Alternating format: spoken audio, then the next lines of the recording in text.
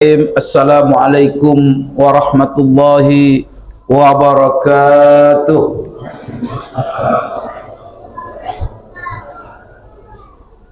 Alhamdulillahi rabbil alamin, wa bihi nasta'in ala umurid dunya waddin. Wassalatu wassalamu ala ashrafil anbiya'i wal mursalin wa ala alihi wa ashabihi wattabi'ina lahum bi ihsanin ila yaumiddin, amma ba'd.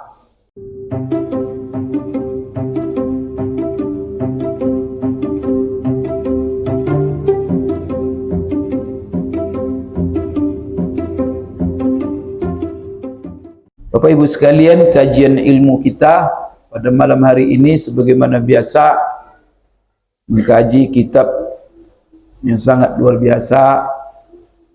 Kitab ini mendapat pujian dari banyak ulama, yang mana kitab ini berbicara tentang akhlak, peri kehidupan Nabi kita Muhammad sallallahu alaihi wasallam.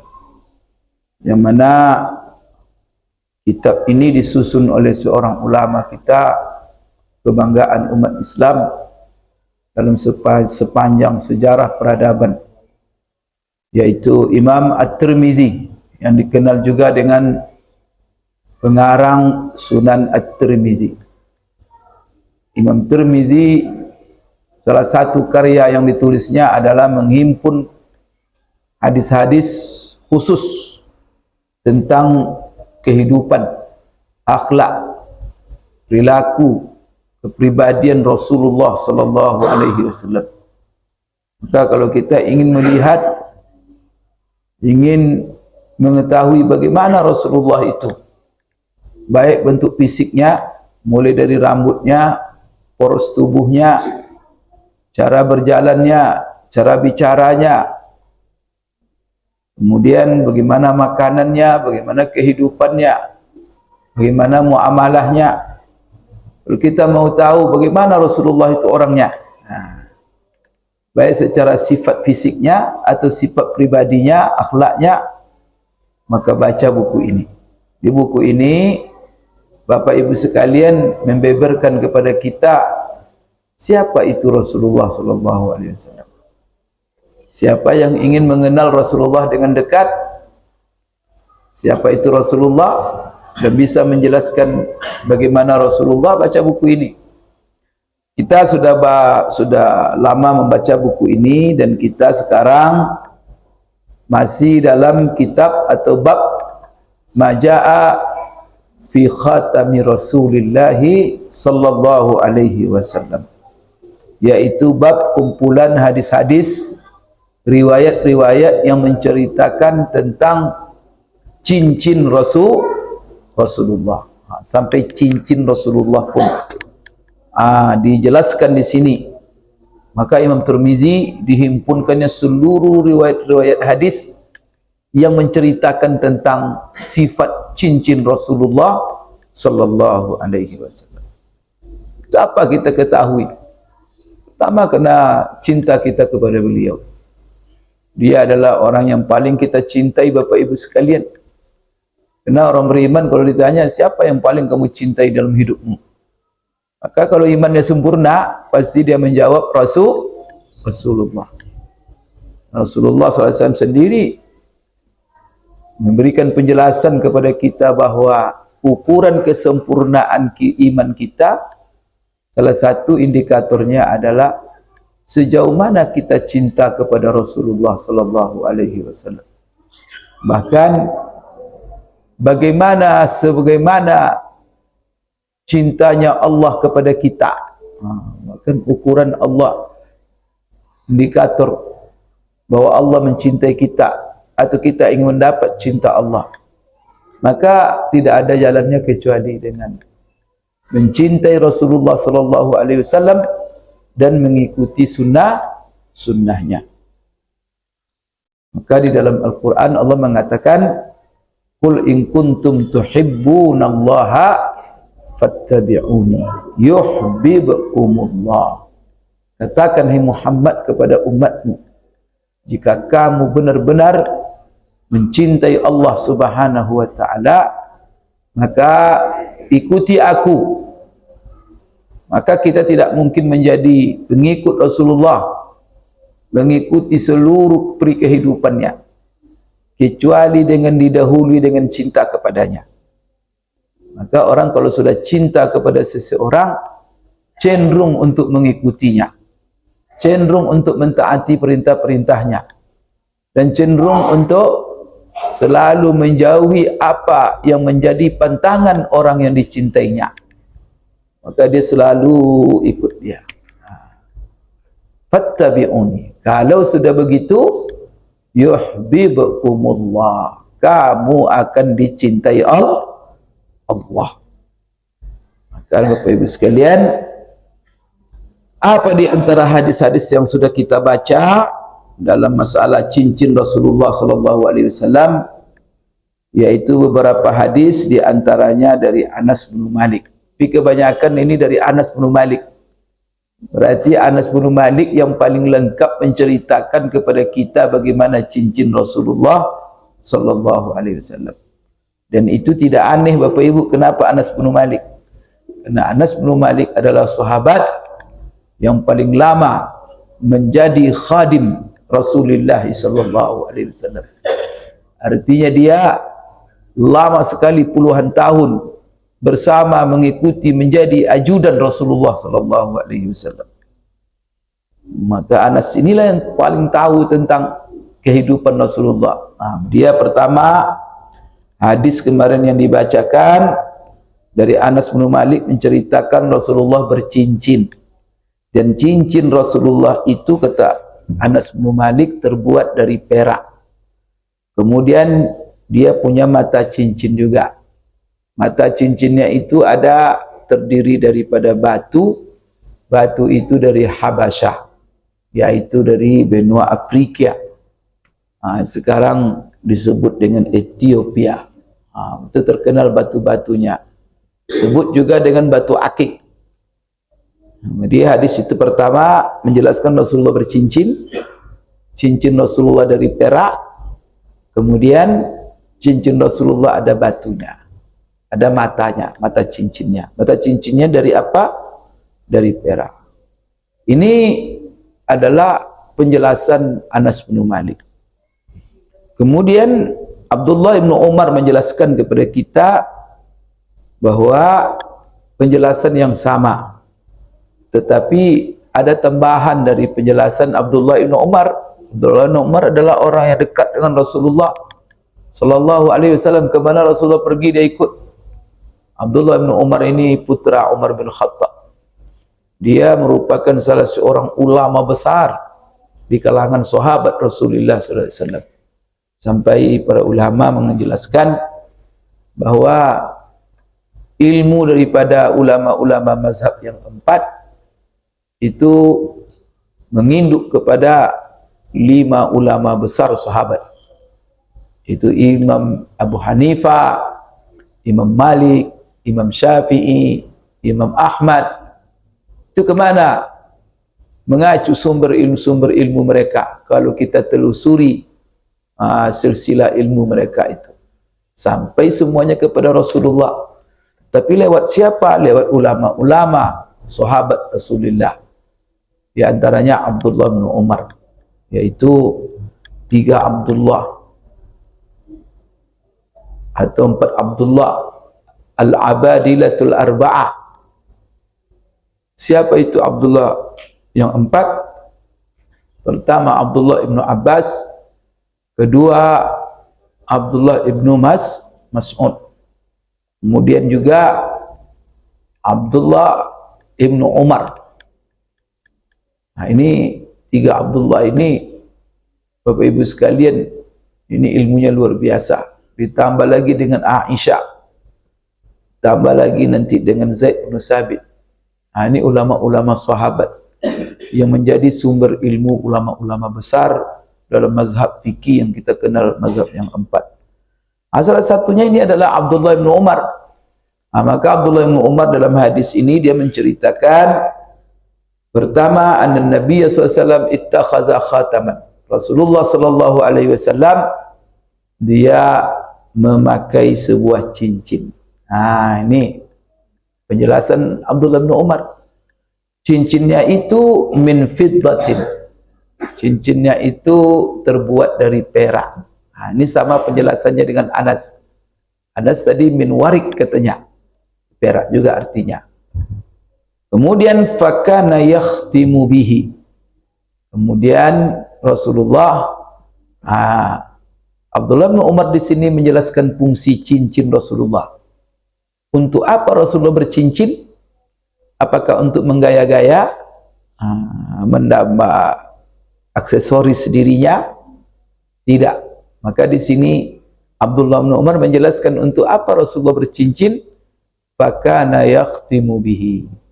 Yang mana cincinnya itu digunakannya untuk stempel, untuk mencap. Jadi fungsi cincin Rasulullah itu stempel, menstempel surat-surat yang dikirimnya ke mana-mana. Nanti ada penjelasan yang lebih panjang lagi. Kemudian wala yalbasuhu, Rasulullah tidak memakainya. Maka di sini kemarin kita sudah jelaskan apa maksud Rasulullah tidak memakai cincinnya. Dia punya cincin tapi tak memakainya. Maksudnya kata ulama yang paling dekat hadis ini, maksudnya kalau dia sedang membuat stempel, maka cincin itu ditanggalkannya. Dia lagi tidak pakai. Tapi kalau tidak digunakan untuk stempel, dia pakai. Dengan hadis-hadis yang lain. Ini penjelasannya. Berarti penjelasan Abdul Umar bertambah. Bukan hanya sekedar cincin dan terbuat dari perak, tetapi fungsi daripada cincin itu adalah untuk stempel. Kemudian berikutnya hadis Anas bin Malik lagi. Penjelasan dari Anas bin Malik, dan ini adalah sanadnya semuanya sahih-sahih. Bahkan ada di dalam Sahih Bukhari dan juga dalam Sahih Muslim. Apa kata Anas menceritakan?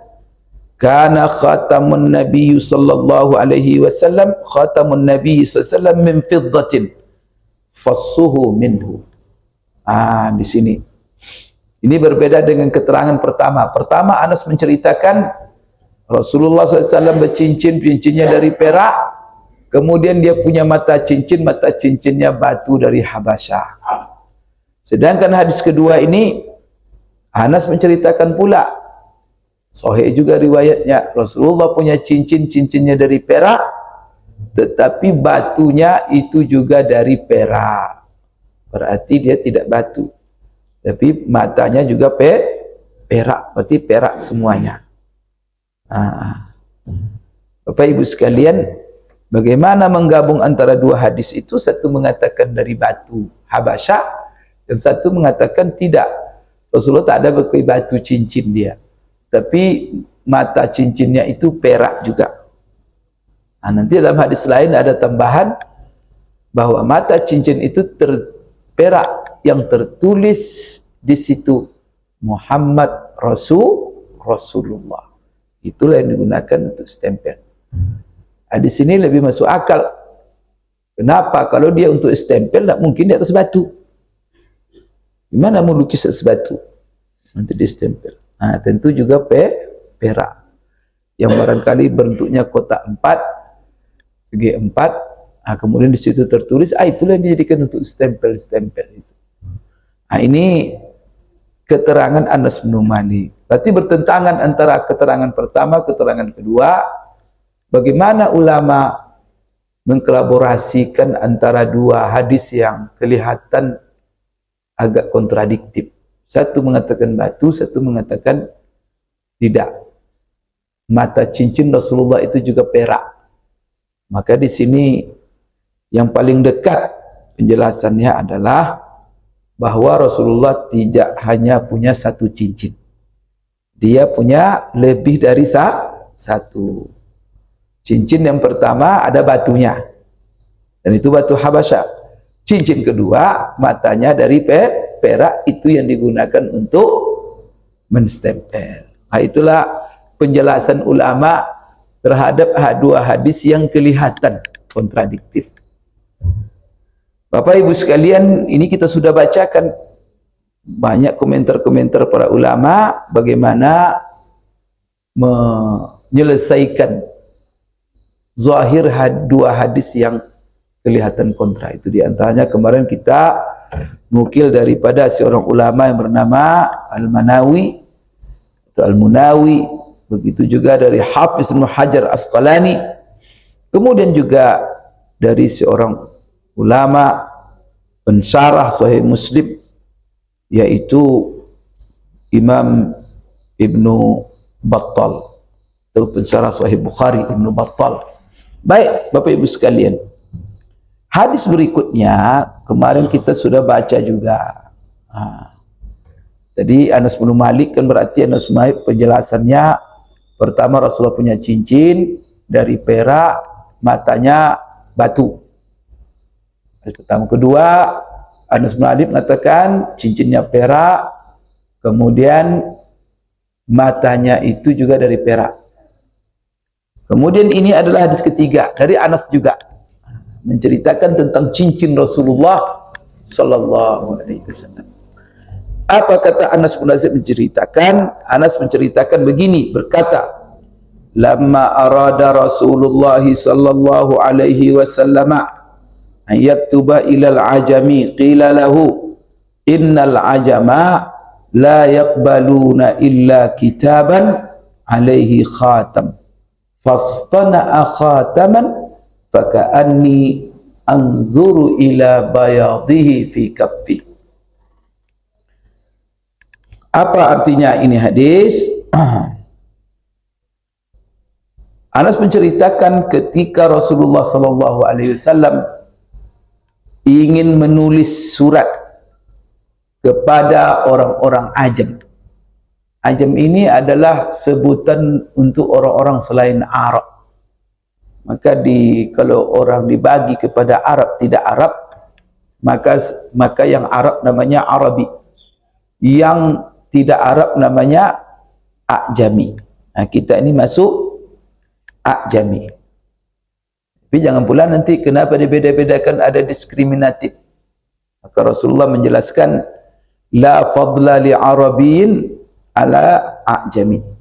Tak ada keistimewaan orang Arab dari orang Ajam.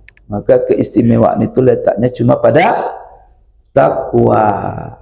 Maka jangan pula orang-orang Arab membangga saya ini orang Arab, lebih tinggi dari kalian. No, lah. Maka Allah mengatakan, inna khalaqnakum min zakarin wa unsa wa ja'alnakum syu'uban wa qabaila lita'arafu inna akramakum indallahi atqakum. Sesungguhnya kami yang telah menciptakan kalian, kata Allah. Ada yang Arab dan tidak Arab, ada Indonesia, Melayu, ada Jawa, ada apa, semuanya Allah yang ciptakan. Kami jadikan kalian berbangsa-bangsa, bersuku-suku. Untuk apa? Bukan untuk berantem, bukan untuk saling membusungkan diri, bukan untuk saling menzalim, bukan untuk saling merendah, menghina. Tak boleh. Maka Allah jelaskan supaya lita'arafu, supaya kalian saling kenal. Kalau sama semuanya, tak apa boleh kenal mengenal. Jadi kalau dia beda-beda, maka masing-masing pengen kenal yang lain. Nah, perkenalan ini untuk apa? Untuk membangun kasih sayang, kecintaan, membangun persatuan-kesatuan. Kalau sudah saling mengenal, membangun persatuan-kesatuan, supaya dengan bersatu, dengan kesatuan kita mewujudkan banyak sekali cita-cita bersama. Maka Indonesia ini unik, Masya Allah, mengamalkan ayat ini. Itulah ulama-ulama kita, Masya Allah, yang menjadi pelopor-pelopor kemerdekaan, tidak membedakan antara anak bangsa ini. Karena agama kita mengukur semua manusia sama. Tidak ada beda antara suku ini, suku ini. Semuanya sama. Itu lebih luar biasa Islam. Maka kita Bapak Ibu, alhamdulillah, ya bangga kita. Indonesia ini mayoritas Muslim, sehingga bisa menjadi negara NKRI, Negara Kesatuan Republik Indonesia. Sebelumnya menjadi negara serikat. Siapa yang memperjuangkan NKRI? Yang memperjuangkannya ulama. Ketika Bapak Ibu ada mosi integral, masalah mosi integral, disitulah berdiri seorang ulama, tokoh kita yang terkenal, Bapak Muhammad Nasir, melobi di parlemen waktu itu, di mana semua komponen di lobi. Maka bergabunglah di Masumi ketika itu NU dan Muhammadiyah, menjadikan negara serikat dibatalkan menjadi NKR. Lobi-lobi siapa? Bapak Muhammad Nasir. Siapa dia? Ulama. Jangan lupa sejarah, karena sekarang ada orang teriak-teriak saja. Tapi siapa yang mewujudkan NKRI itu? Yang diteriak-teriakkannya. Apa andainya teriak-teriak aja. NKRI. Harga mati. Dia tidak tahu siapa yang pelopor NKRI itu. La ilaha illallah. Atau diajar pula umat Islam. Tidak tahu dia. Ulama itu pelopornya. Alhamdulillah Bapak Ibu. Karena orang kalau sudah ajak bersatu. Apa yang menarik selalu saya ceritakan Bapak Ibu. Saya pernah ke Eropa Bapak Ibu. Berjalan naik mobil dari Prancis melalui banyak negara. Banyak sekali negara. Sampai ke bawah. Yang paling dekat dengan negara-negara Islam yaitu Itali. Dan Turki apa kan dekat ke situ itu. Jalan saya dengan bus heran tuh. 1 jam berjalan masuk checkpoint negara. 2 jam negara. Apa ini ikut negara-negara aja isinya. Dan setiap masuk lihat paspor. Jadi dia satu benua. Benua itu satu daratannya sama satu. Tidak ada pulau-pulau situ. Kemudian negaranya banyak sekali. Yang anehnya hidungnya semua hidungnya sama, warna kulit sama, bahasa sama, agama lebih kurang sama mereka, tapi tak bisa menyatu. Kenapa bisa jadi negara? Bapak Ibu sekalian, Indonesia, ya kan? Satu dataran kita. Mana satu dataran Pak? Berapa pulau kita? Negara yang terdiri dari pulau-pulau. Berapa jumlah pulau ya? 17.000 pulau Pak. Masya Allah. Bahasa sama? Siapa yang bisa bahasa Batak di sini? Ada virus ini bahasa Batak. Saya bisa bahasa Bugis. Ya Allah, berubah bagi bahasa Jawa. Kita kalau tidak ada pernah beli bahasa saya, pergi ke Jawa, bingung kita. Pergi ke Sunda lain, kumaha katanya. Ya Allah. Mulu Bapak Ibu sekalian pergi pula ke sana. Tiba di Bali bahasanya lain lagi. Tiba di Bima bahasanya lain lagi. Tiba di Ende lain lagi bahasanya. Di Flores lain lagi. Tiba Bapak Ibu di Soe dekat apa perbatasan apa itu. Saya ke sana pernah sana 6 bulan saya di sana. 6 bulan saya di Soe namanya, di daerah Amanuban. 6 bulan saya menjadi dai di sana, ngajar orang sholat. Dan ketika itu masuk Islam di situ 17.000 orang.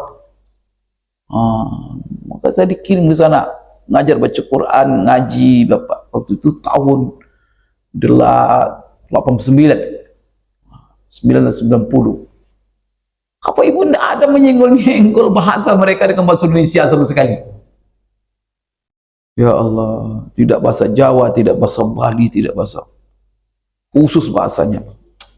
Kata orang lebih dekat ke bahasa Portugal katanya. Saya tidak juga tahu bahasa Portugal. Pernah jajak bekas jajahan Portugal dulu. Bapak Ibu sekalian, yang penting agama sama, macam-macam. Masya Allah. Tetapi Bapak Ibu, budaya sama, beda-beda. Masya Allah, tetapi bisa menyatu di bawah NKR, Negara Kesatuan Republik Indonesia. maka memang dahsyat Bapak Ibu Indonesia ini. Bingung orang mikirin itu, ke Eropa gitu aja kok nggak bisa. Nah, mereka ada satu negara jumlah penduduknya cuma 170.000 orang, negara itu. Kalau kita negara 170.000 orang, sudah banyak negara. Panam aja sudah berapa? Panam aja sudah. Kalau sempat ke Eropa ini, Panamnya negara ini.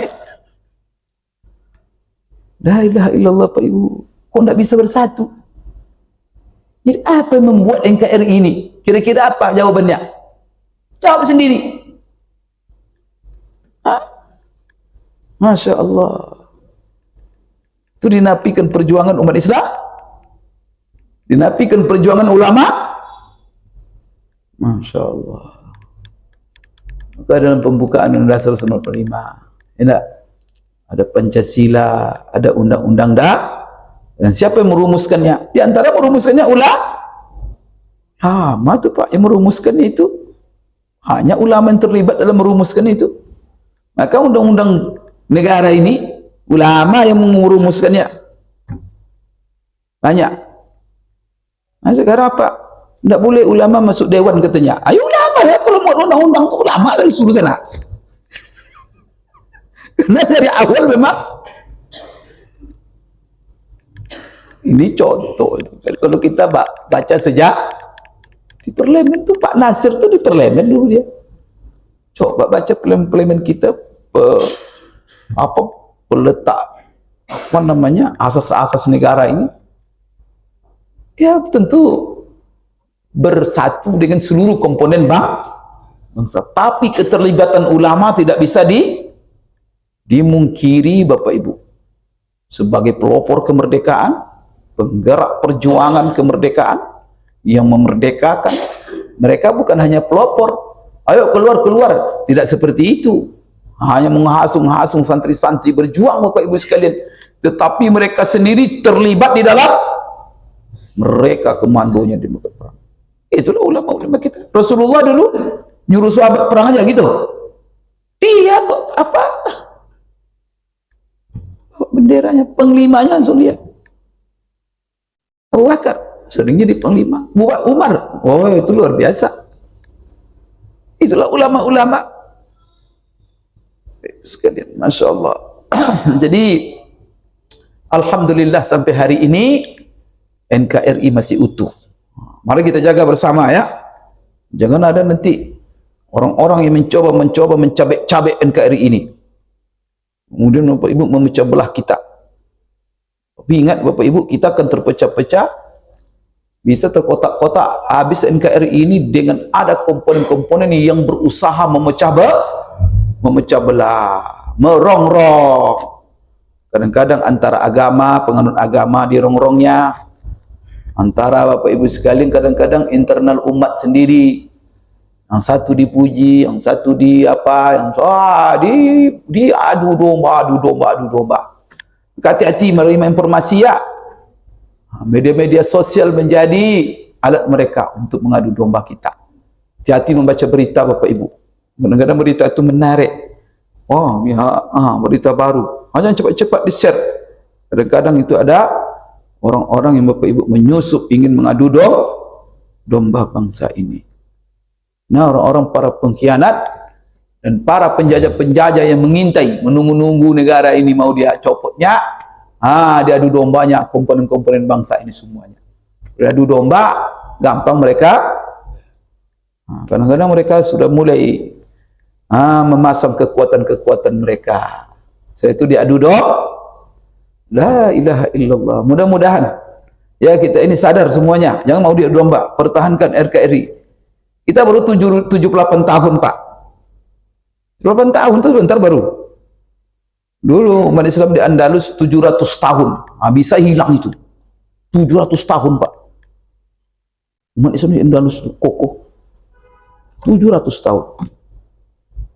Gimana caranya? Diadu domba. Diciptakanlah kerajaan-kerajaan kecil umat Islam. Antara kerajaan-kerajaan ini diadu-adu. Kemudian kamu menguasai ini, kuasai dibantu oleh pihak luar. Ini kami senjatai kamu. menembak saudara sendiri, menghancurkan kekayaan Islam. Itulah asal muasalnya hilang semua umat Islam dari Andalus itu, yang meninggalkan Bapak Ibu bekas-bekas sejarah yang Masya Allah, nangis kita kalau ke sana. Ya Allah, yang mereka tinggalkan itu Masya Allah. Tapi orangnya sudah tidak. Gara-gara apa? Kata Rasulullah, hubbud dunya, cinta dunia.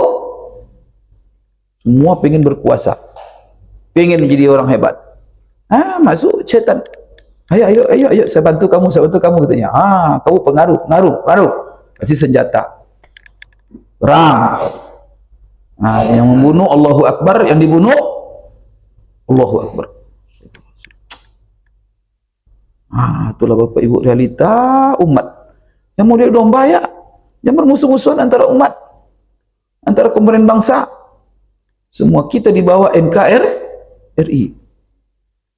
Ada persaudaraan satu bangsa, persaudaraan satu agama. Semua itu diakui oleh Allah, bersatu. Tapi semuanya bukan untuk bermusuh-musuhan.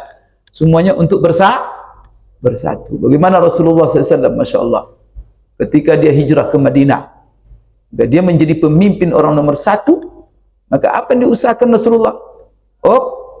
Kamu penduduk Madinah, tak ada beda. Muslim, Yahudi, apa sama. Ayo sama-sama kita bangun negara ini, kita jaga negara ini, dan jangan ada sampai ada pengkhianat merongrong. Kalau kita mau diserang, mari kita sama-sama hadapi. Itu terjadi perjanjian namanya Piagam Madinah. Itu luar biasa Pak Ibu, di dunia itu baru pertama itu, semenjak dunia terbuka. Siapa pelopornya? Rasul. Dan itulah bendera toleransi pertama yang dikibarkan di dunia. Siapa pengibarnya? Rasulullah Sallallahu Alaihi Wasallam. Sejarah ini ulang terus, karena musuh-musuh Islam berusaha itu dihilangkannya, supaya toleransi itu mereka yang megang. Mereka toleransi apa? Toleransi kalau toleransi agama namanya toleransi berdasarkan HAM namanya. Tapi HAM menurut selera. LGBT HAM katanya. Apa itu LGBT HAM? Tak tahu saya itu LGBT HAM. Astagfirullah. Jadi dikeluarkannya manusia dari kemanusiaan dengan HAM. Ini bahaya ini. Dikeluar manusia itu dari manusia dengan HAM. Keluar manusia itu HAM apa namanya? La ilaha illallah Pak Ibu sekalian. Ya, maka hati-hati kita. Itulah sebab kata Rasulullah, abdu 'alaiha bin nawajis. Baca Quran, baca sunnah, pelajari kedua-duanya itu. Itulah petunjuk yang paling mahal, pusaka yang paling mahal yang ditinggalkan Rasulullah untuk kita umat Rasul, bahkan untuk dunia. Itulah pusaka yang paling mahal Rasulullah tinggalkan untuk penduduk dunia ini. Itu Rasulullah wafat. Bukan hanya untuk Islam, itu perlu dipelajari. Masya Allah, dunia ini sejahtera, menyatu, tegak keadilan, kebenaran di mana-mana, berpedoman kepada dua itu. Taraktu fikum amrayni ma in tamassaktum bihima lan tadillu abada. Tinggalkan dua pusaka. Kalian berpegang teguh kepada dua ini, kalian tak akan pernah disesatkan orang. Dan tidak bisa ada orang menyesatkan kalian. Pegang dua-duanya ini. Pelajari, ketahui, ilmui. Ini taklim ini ya. Gunanya itulah. Supaya kita tahu Al-Quran Sunnah. Itu kita amalkan. Supaya kita tidak nyasar hidup. Dan tidak diombang-ambing oleh nafsu-nafsu manusia. Maka apa? Merujuk ke Al-Quran. Lan tadil abad. Apa kata Rasulullah? Abdu. Gigit sekuat-kuatnya, jangan kau lepaskan, supaya kamu tidak diseret oleh manusia-manusia yang tidak bertanggung jawab. Jadi Bapak Ibu sekalian ya, ini Rasulullah SAW menggambarkan dalam hadis ini. Diceritakan sahabat menulis kepada ajam, maka ajam ini tidak ada masalah, istilah saja Bapak Ibu, tetapi bukan menunjukkan diskriminasi, karena Rasulullah sudah meletakkan asas tidak ada diskriminasi. La fadla li arabiyyin ala ajami. Tak ada kelebihan keistimewaan orang Arab atas orang Ajam. Tidak ada keistimewaan orang yang berkulit putih dengan yang berkulit hitam. Sekarang yang ham-ham itu membedakan kulit hitam tak kulit putih. Yang ham-ham itu, yang kulit hitam, Amerika sana, yang mengibar-ngibarkan bendera ham itu. Mereka yang paling dahsyat membuat diskriminasi. Ialah jeritan-jeritan orang-orang kulit hitam di sana. Bagaimana? Rasulullah SAW, Bilal bin Abi Rabah, Masya Allah, orang yang berkulit hitam, yang putih cuma giginya saja. Tapi Masya Allah, bagaimana Rasulullah memuliakannya. Kisah Bapak Ibu, bagaimana Rasulullah mengokohkan, memantapkan nilai-nilai persamaan tengah-tengah umat manusia. Tidak ada diskriminatif didasarkan kepada Bapak Ibu suku, bangsa, bahasa, kulit. Tak ada diskriminasi. Semua yang namanya manusia. Walaqad karramna bani Adam. Masya Allah, itu iklan dari Allah. Walaqad karramna bani Adam.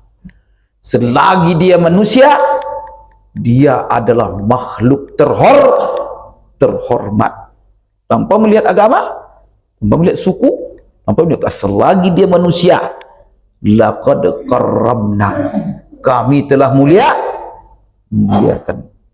Jangan dihina-hina orang ya, kena hitam dia, besar dosanya itu. Jangan dihina-hina orang kena lain suku, jangan dihina-hina orang Bapak Ibu sekalian. Itu bahaya, itu dosa besar. Rasulullah SAW kalau ada orang menghina-hina orang, merendah-rendahkan orang, dasarkan kepada suku, merah mukanya. Dalam dirimu ada sifat jahiliyah. Orang jahiliyah itu yang membuat diskriminasi manusia. Islam paling hebat Pak. Kalau ingin tidak diskriminasi, amalkan ajaran Islam. Masya Allah. Bapak Ibu sekalian, maka di sini Anas bin Malik menceritakan kepada kita bahwa Rasulullah ketika dia ingin menulis surat kepada orang-orang Ajam, maksudnya mulukuhum wa uzama'uhum, yaitu raja-raja mereka, pembesar-pembesar mereka. Ketika Rasulullah ingin mengirim surat, dan ini kita kisahkan sudah kemarin, kapan Rasulullah mulai menulis surat, dan semenjak itulah Rasulullah mulai memakai cincin. Maka kemarin kita, apakah Rasulullah memakai cincin sebelum dia hijrah atau setelah hijrah? Para ulama menjelaskan sebelum hijrah beliau tidak pakai cincin. Maka ada yang disebutkan oleh ahli sejarah, orang-orang jahiliyah di Mekah tidak biasa pakai cincin. Itu. Tapi kok Rasulullah pakai cincin? Jadi ada kebiasaan-kebiasaan orang jahiliyah. Kalau dia tidak bertentangan dengan syariat, Rasulullah pasti lakukan. Rasulullah buat selama tidak bertentangan. Contoh kemarin apa? Orang jahiliyah, laki-lakinya rambutnya panjang. Maka Rasulullah panjang rambutnya. Karena tradisi ketika itu begitu. Tapi sekarang kenapa ini?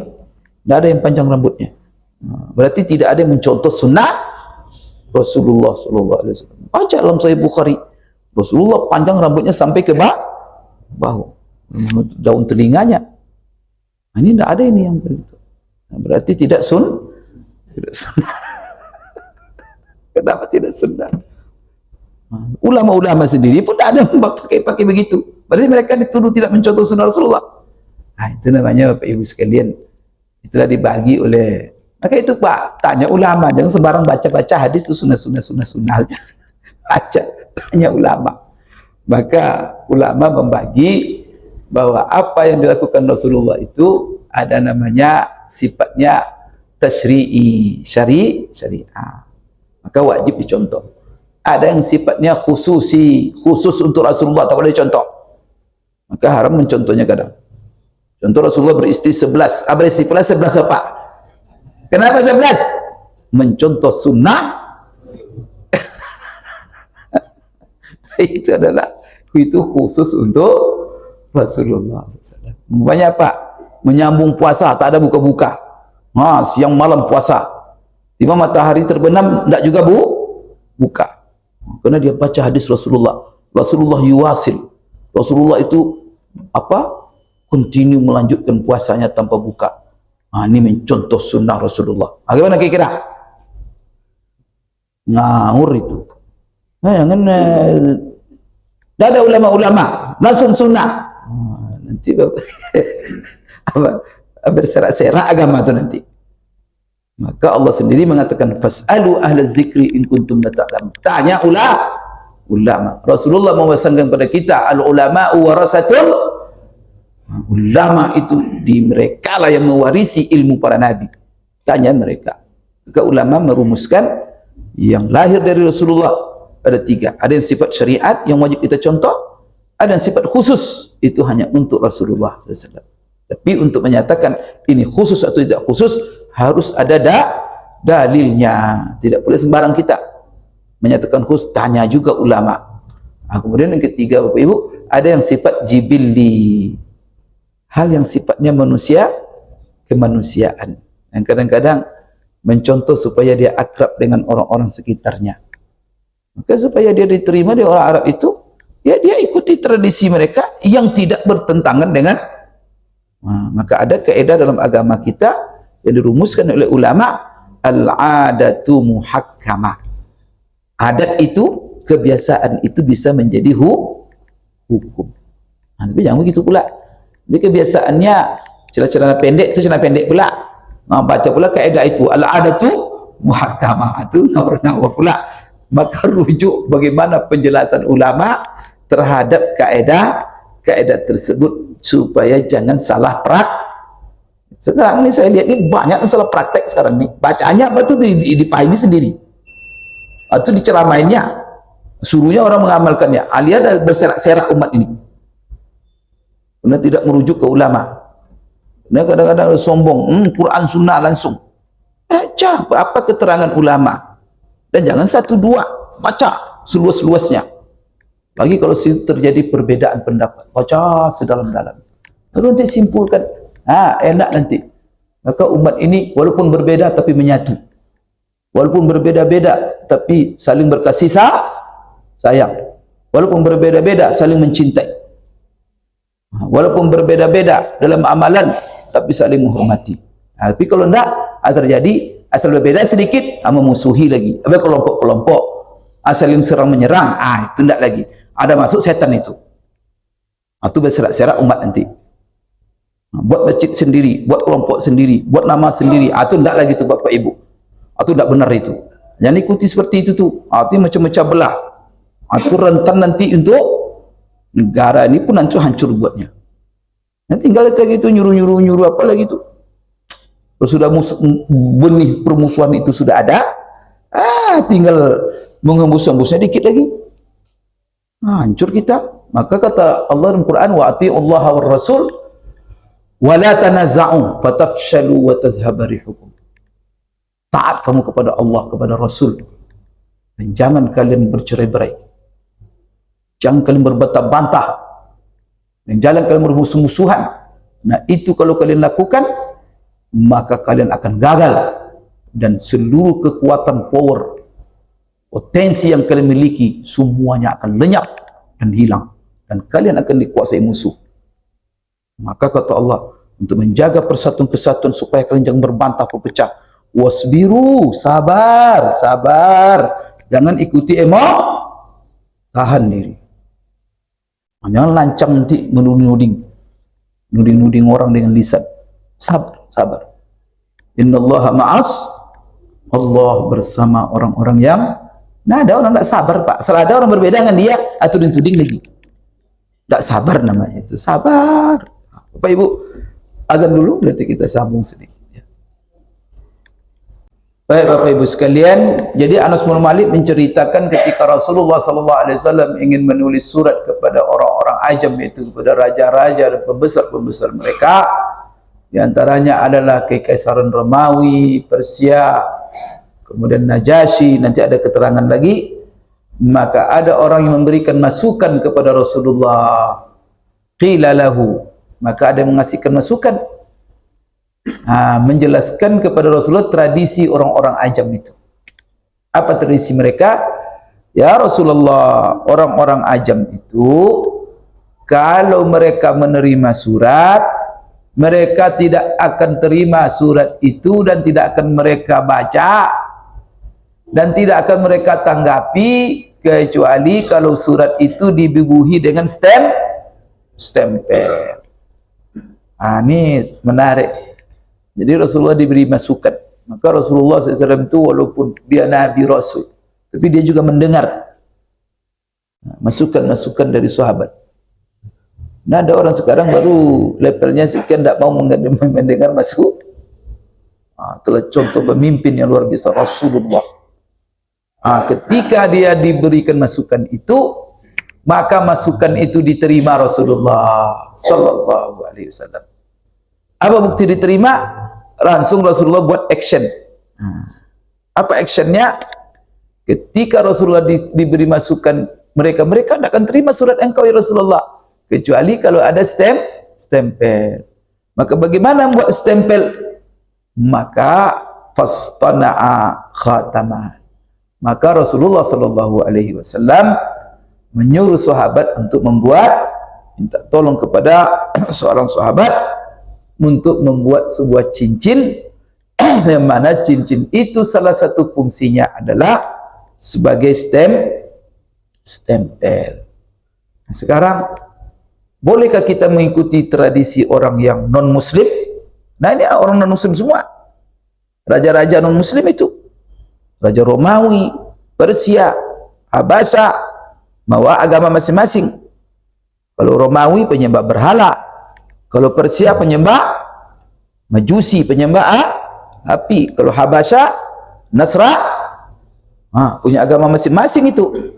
Tapi mereka punya tradisi, tak mau menerima surat kecuali ada stempel. Kalau sudah bilang tidak, jangan ikuti mereka itu dari orang, jangan ikut-ikut, kita buat sendiri. Tidak begitu.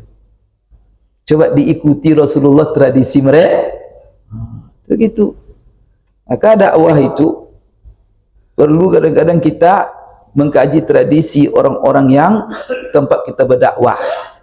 Selama tidak bertentangan dengan syariat, pakai. Itulah dulu kenapa Wali Songo punya cara-cara berdakwah, mengikuti beberapa tradisi selama itu tidak bertahap mereka supaya dakwah bisa diterima. Coba Rasulullah tadi kalau tak mau pakai stempel, jangankan dibaca, diterima saja karena mereka kalau menerima surat lihatnya stempel dulu, buangnya surat itu, tak bisa beda. Coba cerdasnya Rasulullah. Ada orang sekarang ibu bid'ah tidak mengerti bagaimana. Maka dari sini Rasulullah diambil oleh ulama pelajaran ini dari Sahih Bukhari Muslim. Dan ini juga Bapak Ibu, Rasulullah menerima kebiasaan itu, membuat cincin itu. Dari Sahih Bukhari Muslim semua ada di Sahih. Salah satu yang diambil pelajaran oleh ulama dari hadis ini, Rasulullah dalam berdakwah memakai tradisi orang lain. Tetapi kenapa tradisi itu dipakainya? Karena tidak tidak ada bertentangan, tidak ada larangan. Tidak ada larangan, tidak ada masalah. Berarti apa? Sarana dakwah itu luas. Yang penting ingat, bertentangan syariat. Tapi kalau dia mengandung syirik, umpamanya mengumbar-ngumbar aurat, itu tidak boleh dipakai itu. Ya, Bapak Ibu sekalian, dan ulama-ulama kita tahu itu kok. Jadi Bapak Ibu sekalian, cuma kadang-kadang ya mungkin beberapa generasi berubah dia. Kadang-kadang ada yang menyusup kadang-kadang berubah. Tapi kadang aslinya ulama-ulama itu murni mereka Bapak Ibu, karena mereka orang-orang yang tahu. Seperti umpamanya apa? Kumpul-kumpul kita ini, orang Indonesia ini. Orang Indonesia ini memang tabiatnya kumpul-kumpul. Atau gimana itu kalau mereka sudah Islam, tu larang kumpul-kumpul. Murtad mereka balik nanti. Apa? Tradisi kumpul-kumpul itu tetap. Tapi apa? Mungkin selama ini diisi macam-macam. Dengan berjudi, dengan apa-apa. Maka diisi dengan baca Yasin. Itulah orang bid'ah, sesat, neraka. Mana habis begitu? Main domino. Perlu diisi dengan main domino. Ulama itu bijak. Jadi kita harus ketika kita mengatakan itu, lihat sejarah dulu. Gimana sejarahnya itu? Kok bisa? Bapak ibu sekalian, maka selama tidak bertentangan dengan syariat. Ini Rasulullah SAW pakai dia cincin. Awalnya tak pakai cincin dia, tapi kena dibisikkan, kena orang ajam tak menerima, maka diikutinya tradisi mereka itu. Maka Rasulullah suruh sahabat buat cincin, maka Rasulullah punya cincin. Itulah sejarah Rasulullah punya cincin, dan cincin itu dipakainya. Anas bin Malik sendiri menceritakan, faka'anni anzuru ila bayadhihi fi kaffihi. Saya sendiri melihat mengkilatnya cincin Rasulullah di telapak tangannya. Masya Allah. Berarti cincin itu dia pakai, Bapak Ibu. Terakhir Bapak Ibu sekalian, hadis ini nanti kan kita kembangkan dari Anas bin Malik juga. Anas bin Malik menceritakan, berkata, kana naqshu khatami Rasulillah SAW Muhammadun satrun wa Rasulun satrun wallahu satrun. Ini Anas bin Malik. Di samping dia menceritakan yang tadi bahwa bagaimana sejarah Rasulullah punya cincin. Cincin itu adalah untuk stempel. Di sini Anas bin Malik menyambung kisah cincin tadi, penjelasan cincin. Apa itu? Anas bin Malik mengatakan bahwa lukisan yang terdapat pada mata cincin Rasulullah itu adalah tulisan Muhammad Rasulullah. Bagaimana urutannya? Muhammad satu baris, Rasul satu baris, Allah satu. Itulah cincin Rasulullah Muhammad. Jadi enggak satu baris begini Muhammad Rasulullah, enggak, Muhammad Rasul Allah. Ini akan ada keterangan yang lebih rinci dalam hadis Anas bin Malik juga. Pada hadis berikutnya yang diriwayatkan oleh Imam Bukhari dan Imam Muslim, kita ikuti insyaallah pada Jumat yang akan datang. Aku qouli hadza wa astaghfirullah li wa lakum. Subhanakallahumma rabbana wa bihamdik asyhadu an la ilaha illa anta astaghfiruka wa atubu ilaik. Assalamualaikum warahmatullahi wabarakatuh.